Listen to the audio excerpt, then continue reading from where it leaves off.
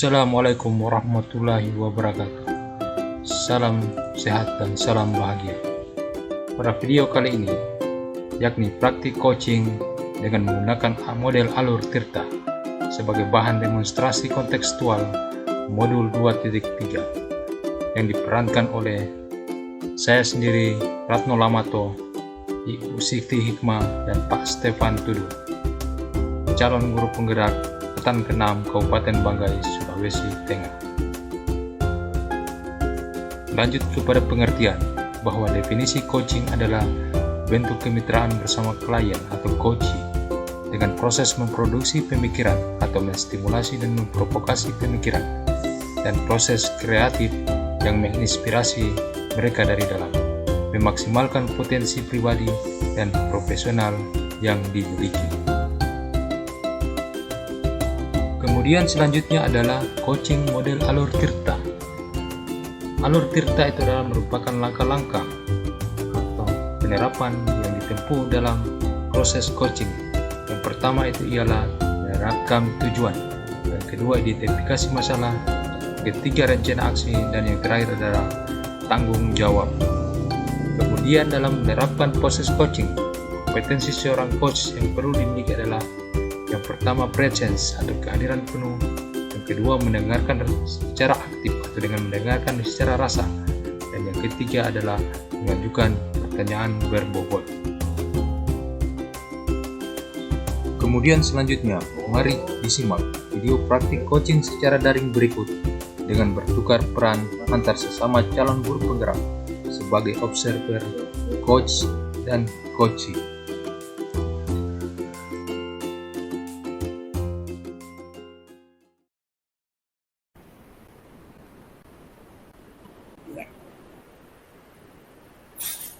Semangat pagi Pak Stefan. Bolehkah saya meminta waktunya Pak?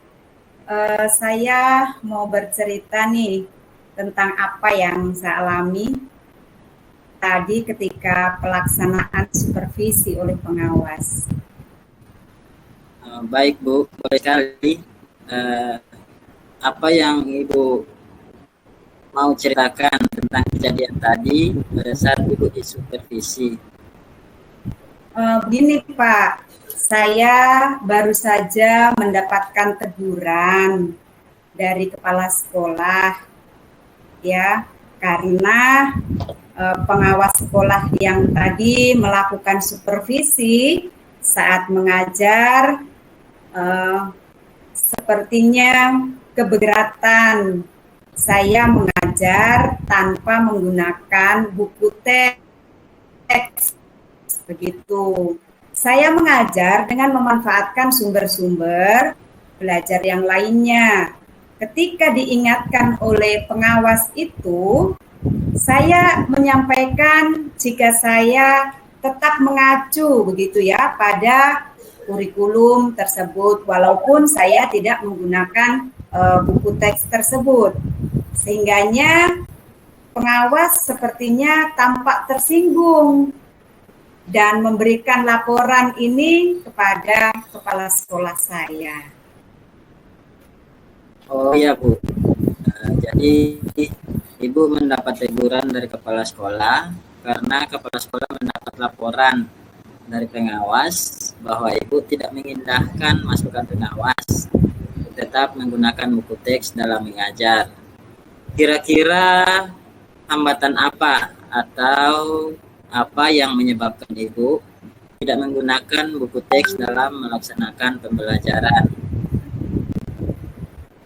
Begini Pak, soalnya saya berpikir bahwa saya sudah terbiasa mengajar dengan cara tersebut dan materi yang saya ajarkan sudah saya kuasai Pak. Karena saya dari tahun ke tahun mengajar di kelas 11 dan itu juga materinya yang saya ajarkan sehingganya saya tidak memakai buku teks. Begitu Pak. Oh, seperti itu. Apakah ada kelebihan yang dirasakan Ibu saat tidak menggunakan buku teks dibandingkan dengan menggunakan buku teks ketika Ibu mengajar? Ya, begini Pak, saya lebih leluasa ya ketika menyampaikan tanpa berpedoman dengan buku teks tersebut Pak, sebagai implementasi saya dari Merdeka Mengajar Pak. Jadi Kemudian saya menggunakan, walaupun saya tidak menggunakan buku teks tersebut, tapi saya menggunakan media belajar atau sumber belajar yang lainnya Pak, seperti internet ya, video pembelajaran yang ada di YouTube, kemudian ada artikel ilmiah maksud saya ya, yang ada di internet Pak, begitu. oh iya, jadi tadi Bu mengungkapkan kelebihannya bahwa Ibu merasa bebas dalam menyampaikan materi tanpa menggunakan buku teks. Dan Ibu juga sudah menyampaikan bahwa Ibu menggunakan sumber belajar seperti video pembelajaran di YouTube dan artikel ilmiah di internet. Lalu menurut Ibu, apakah menggunakan buku teks dapat menghambat eksplorasi murid?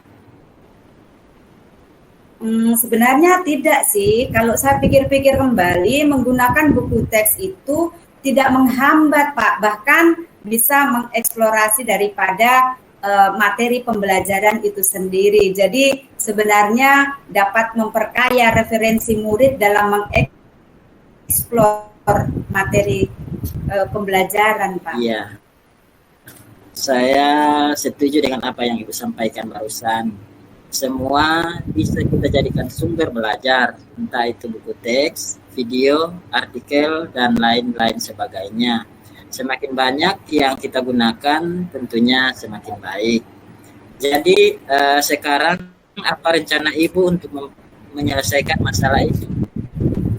Ya, tentunya Pak, saya akan menghadap ke kepala sekolah ya, tentunya untuk menyampaikan permohonan maaf saya karena saya telah membuat kecewa Bapak Pengawas. Kalau toh memang memungkinkan, saya juga ingin bertemu langsung kepada pengawas supaya masalah ini bisa selesai dan tidak menimbulkan masalah atau tidak menimbulkan kesalahpahaman yang berkepanjangan. Begitu Pak. Ya, lalu apa yang nantinya Ibu akan sampaikan kepada Bapak Pengawas? Ya, saya akan mengatakan bahwa saya akan menggunakan banyak sumber belajar. Di antaranya saran dari Bapak Pengawas, yaitu dengan menggunakan buku teks, kemudian saya juga akan menggunakan internet, video pembelajaran dengan tujuan supaya murid-murid dapat mengeksplorasi materi dengan merdeka dan merasa aman, merasa senang ya dengan banyaknya referensi yang ada Pak. Bagus sekali rencananya Ibu. Mudah-mudahan dapat berjalan dengan baik dan lancar serta berhasil. Lalu selanjutnya Bu, apa komitmen Ibu terhadap rencana Ibu ke depannya? Ya, saya berkomitmen untuk selalu membuat rencana pembelajaran dengan menggunakan banyak sumber belajar untuk mengeksplorasi materi sehingga murid-murid saya dapat menjalankan merdeka belajar, dan saya akan membuat murid-murid saya merasa senang dan bahagia dalam kegiatan pembelajaran tersebut tanpa ada unsur paksaan, dan saya akan serahkan pemilihan sumber belajar ini kepada murid-murid saya. Wah, bagus sekali Bu. Saya sangat mendukung tentunya.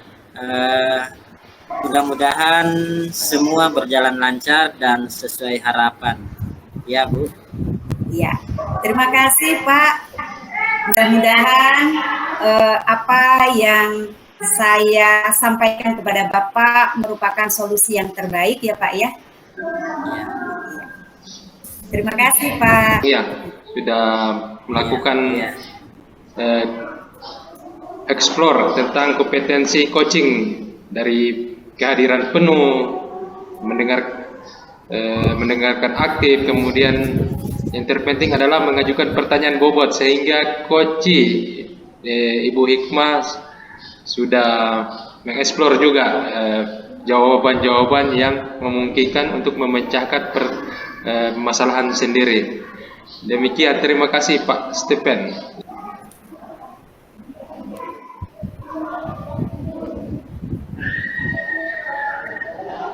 Selamat pagi Ibu Hikmah. Selamat pagi Pak Ratno. Assalamualaikum Bu. Bolehkah saya meminta waktunya sebentar Bu? Saya mau ada yang bercerita sedikit tentang apa yang saya rasakan atau alami beberapa hari ini Bu. Oh baik. Kira-kira apa yang mau diceritakan kepada saya Pak Ratno?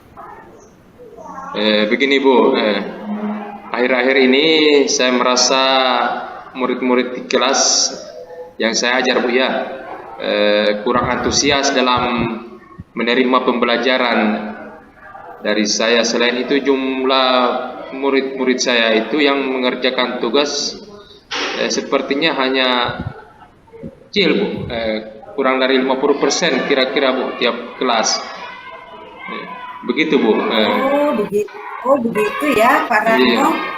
Ternyata menurut Pak Ratno ini anak-anak kita ini ya dari penyampaian nanti kita dalam obrolan ini apa yang diharapkan dari Pak Ratno? Tentunya Bu, saya mengharapkan dari percakapan pagi ini tentunya adalah solusi permasalahan yang tentang antusiasme murid-murid yang saya ajar Bu, begitu. Oh ya baik, mudah-mudahan ya harapan Ya. kita nanti insya Allah akan tercapai. Terus Pak Ratno, kira-kira hal apa saja yang membuat murid-murid Bapak itu seperti yang Bapak katakan itu kok kurang antusias ya dalam pembelajaran? Bahkan Bapak katakan kurang dari 50%. Sebenarnya ada hal apa Pak ini? Kalau saya ingat-ingat Bu, hal yang menyebabkan murid-murid kurang antusias dalam menerima pembelajaran dari saya, itu yang pertama, pembelajaran saya sepertinya sedikit membosankan, mungkin ya, terlalu monoton. Mungkin bisa kita ketahui kalau sering banyak bercerita atau ceramah, mungkin anak-anak kan tentunya bosan akan hal itu. Ya, mungkin juga terlalu dominannya saya untuk berbicara, bercerita di depan-depan murid saya, yang saya tidak memberikan kesempatan bagi murid itu, yang mungkin kesalahan saya bisa akui Bu, untuk mengeksplorasi mereka untuk berpendapat sendiri. Kira-kira begitu Bu, menjadi kendala saya. Oh begitu Pak. Nah, kira-kira apa saja yang dapat membuat murid Bapak itu antusias dalam pembelajarannya Bapak? Khususnya di bidang pelajaran bahasa Indonesia ya Pak? Iya, iya. Menurut saya Bu, murid-murid pasti itu seperti yang kita ketahui bersama menginginkan ya pembelajaran yang asik, tidak monoton, kemudian tentunya tidak membosankan. Nah, itu yang mungkin. Wah, nah, ini saya juga sependapat dengan Pak Ratno. Memang kalau kita mengajar Pak, supaya bagaimana ya asik dalam pembelajaran ya, tidak monoton, kalau perlu ada speakingnya supaya anak-anak kita itu tidak bosan. Nah, sekarang menurut pendapat Bapak, apa saja yang bisa membuat murid-murid kita itu supaya dia senang dalam pembelajaran, kemudian dia nyaman, dia asik dan tidak bosan dalam pembelajarannya Bapak pada saat pembelajaran tersebut? Ya, baik, menurut saya Bu, pembelajaran harus pada intinya terpusat pada murid. Murid diminta untuk aktif dalam pembelajaran tentunya. Kemudian adanya ice breaking yang Ibu sampaikan tadi atau game, memang supaya pembelajaran itu lebih menarik tentunya. Kemudian meningkatkan daya nalar berpikir mereka, kreativitas mereka, itu yang menjadi kekeliruan saya juga Bu. Iya, ini sangat menarik ya, bahwa dalam pembelajaran itu yang seperti Bapak katakan nanti akan ada game ya, Iya. itu ice breaking, tentunya anak-anak kita akan merasa senang. Nah, lalu bagaimana Pak mengenai tugas yang diberikan kepada murid-murid Bapak? Apakah penyebabnya sehingga kurang antusias dalam pengumpulan tugas tersebut? Iya Bu, kemungkinan ya karena tugas saya terlalu banyak ya, dan berisi banyak pertanyaan-pertanyaan yang mungkin di luar daya nalar berpikir mereka, tanpa saya memberikan sumber belajar yang beragam dan tentunya yang pembelajaran mengasihkan itu terus terang tidak. Tahu Pak Ratno menggunakan sumber belajar apa saja di kelas, Pak? Buku teks yang ada pada perpustakaan Bu, referensinya di perpustakaan. Oh iya, baik. Adakah sumber belajar selain buku teks? Ya saya pikir banyak Bu, sumber belajar seperti video YouTube, artikel di blog, atau tulisan-tulisan ilmiah di internet kan bisa menjadi referensi. Atau bisa juga kita menggunakan aplikasi yang sedang tren ya Bu, seperti saat ini. Tentunya itu kan banyak macam hal, seperti TikTok atau Reels di Instagram begitu Bu. Bagaimana kreativitas kita. Wah, betul sekali Bapak. Saya yakin sekali bila Bapak bisa menggunakan berbagai macam sumber belajar, pasti deh anak-anak kita ya antusias dalam pembelajaran. Pasti mereka juga senang ya. Jadi sekarang apa rencana Bapak untuk menyelesaikan masalah ini? Pertama tentunya saya ingin merancang pembelajaran yang mengasihkan ya Bu ya, dengan menggunakan sumber belajar yang beragam yang tadi saya katakan, video YouTube, TikTok, kemudian Instagram dan lain sebagainya. Kemudian yang kedua Bu, saya akan memberikan tugas yang tidak terlalu banyak, mungkin pengalaman kemarin ya yang menjadi kekeliruan saya. Kemudian bentuk tugasnya juga disesuaikan dengan minat dan bakat masing-masing murid Bu. Istilahnya saya akan melaksanakan pembelajaran yang berdiferensiasi tentunya, sehingga tidak terkesan dipaksa, tetapi mereka memang senang mengerjakan tugasnya, misalnya menggunakan bentuk drama, lagu, puisi, pantun, kemudian yang menarik adalah laporan berbentuk digital. Dengan itu menarik perhatian mereka. Ya, luar biasa ya rencana Bapak, mudah-mudahan sukses ya Pak ya. Pembelajaran Bapak kedepannya mudah-mudahan akan lebih baik dari yang sekarang. Nah sekarang Pak, kira-kira komitmen Bapak terhadap rencana Bapak itu apa? Gini Bu, saya berkomitmen untuk selalu membuat rencana pembelajaran yang mengasihkan, tentunya menggunakan banyak sumber yang tadi saya sampaikan untuk mengeksplorasi materi, sehingga murid-murid yang dapat menjalankan yang namanya merdeka belajar seperti apa yang kita harapkan bersama Bu ya. Dan saya akan membuat murid-murid saya senang dalam kegiatan eksplorasi materi tanpa ada unsur paksaan, bagaimana mereka dapat sendirinya antusias dari diri mereka sendiri untuk ketertarikan pada pelajaran saya, dan akan saya serahkan pemilihan sumber belajar kembali kepada murid-murid saya Bu, begitu. Wah, bagus sekali Bapak. Saya sangat mendukung. Luar biasa ya komitmen Bapak. Mudah-mudahan semua berjalan lancar dan sesuai harapan ya Pak ya. Ya, amin amin. Iya. Ya, terima kasih Bu Hikmah atas waktunya untuk sharing. Saya merasa lega pada pagi ini. Mudah-mudahan kita semua bisa menjadi guru yang dirindukan oleh murid-murid kita ya Bu ya. Ya, amin. Allahumma amin. Mudah-mudahan ya harapan kita sama semuanya bisa anak-anak kita menjadi anak-anak yang bermanfaat untuk dirinya dan orang lain ya. Ya, baik. Terima kasih Pak Ratno. Ya. Jadi, baik, luar biasa dialog yang barusan Ibu Hikmah dan Pak Ratno lakukan ya. Kalau dilihat memang sudah mengikuti alur tirta ya, Jadi permasalahan yang dialami Pak Ratno tadi bisa diselesaikan sendiri oleh Pak Ratno melalui panduan, tentunya panduan dari pertanyaan berbobot dari Ibu Hikmah yang luar biasa. Ya, silakan Pak. Ya, saya mulai. Selamat sore Pak Stephen. Selamat sore juga Pak. Ya, terima kasih ya Pak sudah meluangkan waktunya sore ini.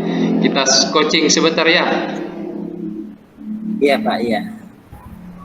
Begini Pak Stephen, sesuai pengamatan saya beberapa hari ke belakang, Pak Stephen ini sepertinya malas sekali atau kurang berminat ya ikut pelatihan atau kalau boleh dalam meningkatkan kompetensi diri ya. Kalau boleh tahu kenapa ya? Bukankah teman-teman yang lain pada rajin? Tinggal Bapak saja ini yang santai sekali. Mungkin Bapak bisa bercerita supaya bagaimana mendapatkan solusi terbaik. Iya, jadi begini Pak Ratno. Bukannya saya malas, tetapi banyak sekali pekerjaan di rumah yang harus saya selesaikan. Itu Pak yang menjadi alasan saya. Kenapa saya jarang sekali mengikuti kegiatan-kegiatan pelatihan. Oh gitu ya, mungkin pekerjaan rumah ya. Kalau soal pekerjaan rumah itu saya rasa saya kira sama saja Pak. Tidak bisa menjadi tolak ukur sebuah alasan. Sebenarnya ada alasan lain juga Pak. Saya itu malas ikut pelatihan online begitu karena saya tidak ahli di dalamnya. Sebentar lain materinya, besok lain lagi. Saya itu sebenarnya mau fokus di satu hal saja Pak. Oh begitu ya Pak. Baik Pak, sekarang ini kan perkembangan teknologi seperti yang kita ketahui bersama luar biasa pesatnya ya. Setiap detik berkembang terus. Jadi kalau kita tidak mengupgrade diri atau kembali ke diri kita sendiri bagaimana dalam menemukan perkembangan zaman ini, tentulah kita akan sangat ketinggalan. Jadi bagus jika mengikuti perkembangan meskipun tidak expert atau ahli. Itu menurut saya Pak. Barangkali semua orang itu bagaimana kita terus beradaptasi. Yang paling penting Pak Stephen, bahwa perkembangan yang ada saat ini kita tentunya tidak bisa diam saja santai begitu sambil kita tetap fokus pada ilmu keterampilan yang kita miliki. Intinya Pak beradaptasi. Iya betul Pak. Nah, karena percakapan singkat ya Pak Stephen pada sore ini, jangan kita kemalaman. Apa yang ingin Pak Stephen dapatkan di akhir percakapan kita ini Pak? Ya, saya Pak ingin lebih bisa mengatur waktu agar bisa mengikuti banyak hal. Saya akan lebih aktif mencari pelatihan yang saya senangi. Akan belajar otodidak melalui YouTube dan saran lain terhadap hal yang. Oh ya baik, jadi Bapak kepingin atau mengharapkan bagaimana caranya supaya bisa mengatur waktu yang bermanfaat tentunya ya Pak. Tentunya banyak hal yang didapatkan juga ya. Ya betul Pak. Ya baik Pak Stephen ya. Kesempatan apa kira-kira atau kompetisi apa yang Pak Stephen miliki sekarang ini? Ya tentunya kesempatan untuk bisa lebih fokus mencari referensi tentang hal ataupun pelatihan kompetensi, dan juga saya sebenarnya sudah ada kompetensi tentang penggunaan media digitalisasi itu Pak. Oh gitu ya. Jika nih ya, baik Pak, saya lanjut. Jika pada skala perbandingan nih antara 1 sampai 10, ini berbicara angka ya Pak. Untuk pencapaian Pak Stephen sendiri pada saat ini berkisar di angka berapa Pak? Pencapaian. Menurut saya Pak, Ya, saya mungkin masih berada pada angka 5 atau pertengahan, sebab sudah memiliki waktu banyak dan juga kompetensi yang saya katakan tadi itu Pak, tinggal bagaimana motivasi saya untuk meningkatkannya. Oh, iya. Baik Pak. Dari pernyataan Pak Stephen tadi, peluang atau kemungkinan apa yang bisa Pak Stephen ambil ya? Ya, mungkin saya bisa lebih memanfaatkan waktu dan mengasah kompetensi saya. Saya juga sudah merasakan bagaimana tantangan di era globalisasi seperti makin berlarut. Saya begini makin ketinggalan. Jujur Pak, kemarin itu saya merasa sudah laksanakan tupoksi pokok saja. Menurut saya itu sudah cukup, lepas tanggung jawab. Tetapi ternyata banyak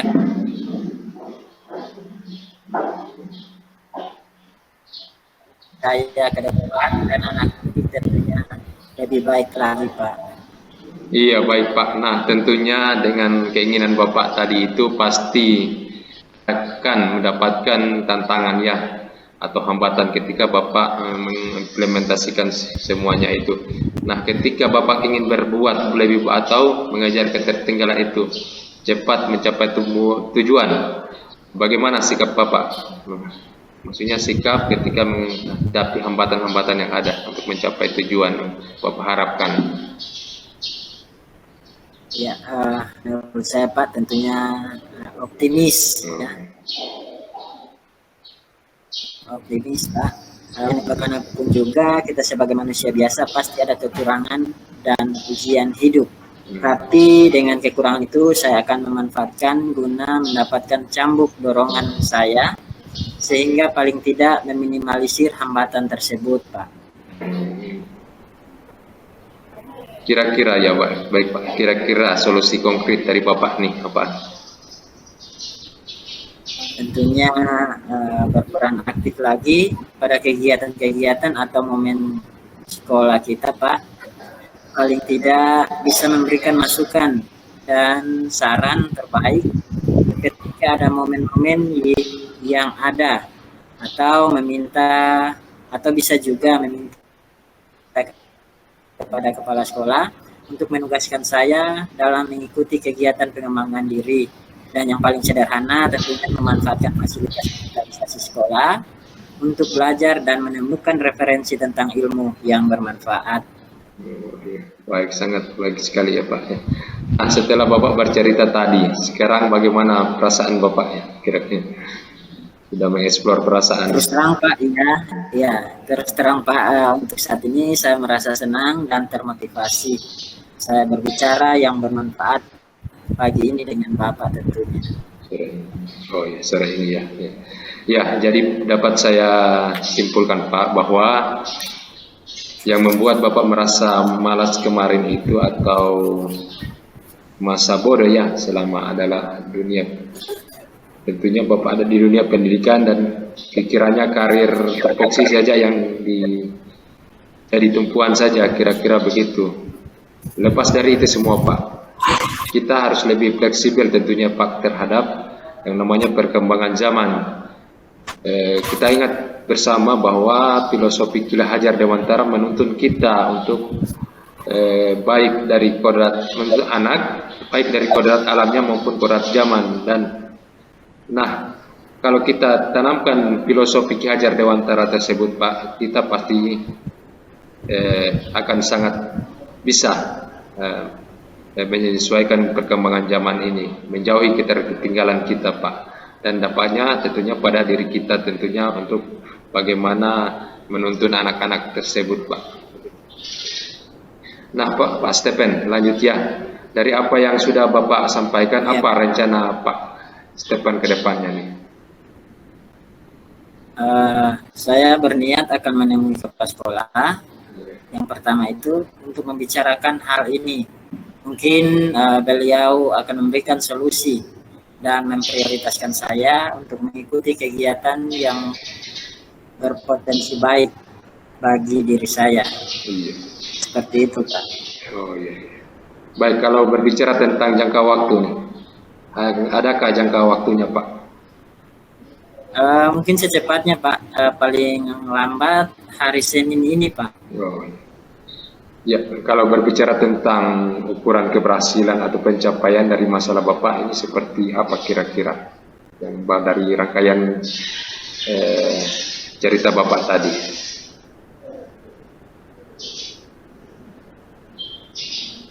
Pencapaian dari masalah ini ketika dapat memahami diri sendiri, akan keegoisan diri, mengikuti pendapat pribadi saya sendiri. Zaman tentunya terus berubah, jangan lagi tergerus